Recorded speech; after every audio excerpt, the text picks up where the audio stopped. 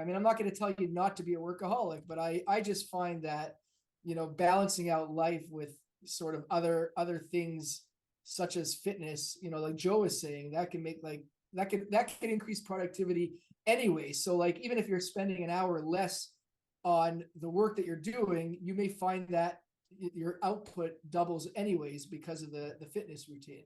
Right, Joe? Is that a fair way to Yeah, I mean, I believe it changes so many things. I told a friend recently, if the United States of America, the whole country worked out this whole year, half the problems would go away. It's like a magic pill that affects so many parts of your life.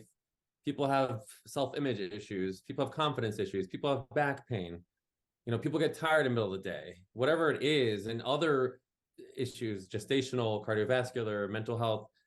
As time goes on, I'm getting more clarity about how beneficial it is. So it doesn't have to be running. You could do biking. There's an app called Sweat that I used to do a year ago. You don't need any weights. It just takes 28 minutes. Get down on the floor. You do burpees, mountain climbers, push-ups, whatever it is, and you feel great. You stretch afterwards, and then there you go. You got your hit for the day. But I think everybody could use it, and it would change your lives if they're not into it. Yeah, and I just want to tie that also, just especially within the podcast that we're doing and in the context of a divorce. And we talk about this a lot. The reality is, at least from the statistics that Ben has quoted, I don't know if I've ever seen that study myself, Ben, but we'll take your word for it. Let's say the majority of divorces are initiated by the wives, and I think that can lead. I'm not a psychologist or a therapist, but I know for myself, part of what motivated me to start running and getting into shape was that's like you were talking about, that body image, that sort of, that self-consciousness about how I look.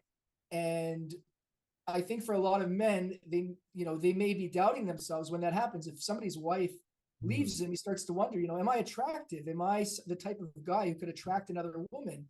And, I think it consists of two components. One is, obviously the physical aspect is one component. It's obviously very important what type of person somebody is, and that's more the self-growth and the spiritual side of things. But an easier, quote unquote, I say easy because, self-growth and self-development, that could take years and years and years of working on oneself. To change a trait, to change a habit is much harder, in my opinion, than to start running 5 miles, right? Not that running 5 miles or running a marathon is easy. I'm not taking away from that, but it's an easier type of change that somebody can make that has immediate results.